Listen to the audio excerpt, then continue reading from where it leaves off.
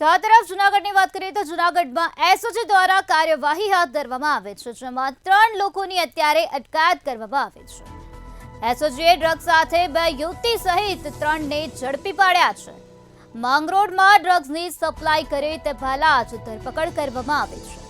23.99 ગ્રામ mephedrone ડ્રગ્સનો જથ્થો અત્યારે જપ્ત કરવામાં આવ્યો છે। તો મહારાષ્ટ્રની 2 યુવતીઓ અને ધોરાજીના યુવકની અટકાયત કરવામાં આવી છે।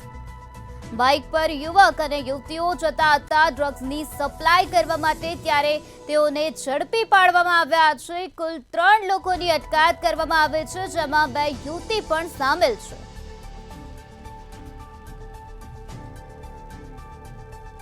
ત્યારે આ જ મુદ્દે વધુ માહિતી આપવા માટે આપણી સાથે સંવાદદાતા અમર બખાઈ જોડાઈ ગયા છે।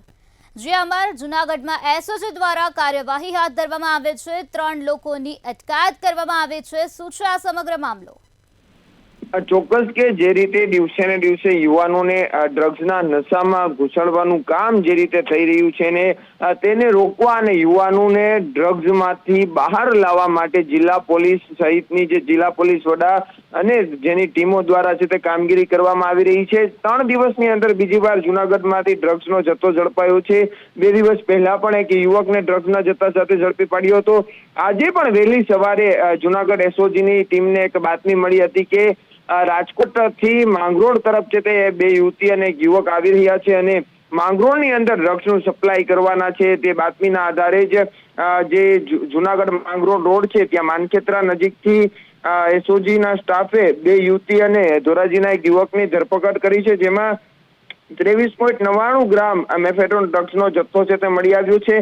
આ બંને યુવતી છે તે મહારાષ્ટ્રની હોવાનું સામે આવ્યું છે, જેમાં જે મહારાષ્ટ્રની અરીસા શેખ અને તાસીફા ખાનની ધરપકડ કરી છે। તો રાજકોટ જિલ્લાના ધોરાજીનો ઇમરાન મતવા પણ સાથે હતો, તેની પણ ધરપકડ કરવામાં આવી છે। હાલ તો જૂનાગઢ એસઓજી દ્વારા 3.63 લાખનો મુદ્દામાલ જપ્ત કરી અને કાર્યવાહી કરવામાં આવી છે। આ ડ્રગ્સનો જથ્થો આ યુવતીઓ મહારાષ્ટ્રથી લાવી હતી કે કોના પાસેથી લાવી, આ ડ્રગ્સનો જથ્થો દેવા તે મહારાષ્ટ્રથી જૂનાગઢ સુધી પહોંચી, આ તમામ જે સમગ્ર મામલે તપાસનો ધમધમાટ શરૂ થયો છે। પૂછપરછ કરવામાં આવી રહી છે।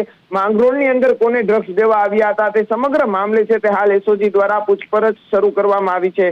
મહત્વનું કહેવાય કે યુવતીઓ અત્યાર સુધી યુવકો તો ડ્રગ્સના રવાડે ચડ્યા હતા, પરંતુ હવે યુવતીઓ પણ ક્યાંક ડ્રગ્સ પેડલર બની ગઈ હોય તેવું લાગી રહ્યું છે અને હાલ મહારાષ્ટ્રની 2 યુવતીઓને જૂનાગઢ એસઓજીએ ઝડપીને કાર્યવાહી કરી છે। જી ચોક્કસથી અમર, સમગ્ર માહિતી આપવા બદલ આભાર।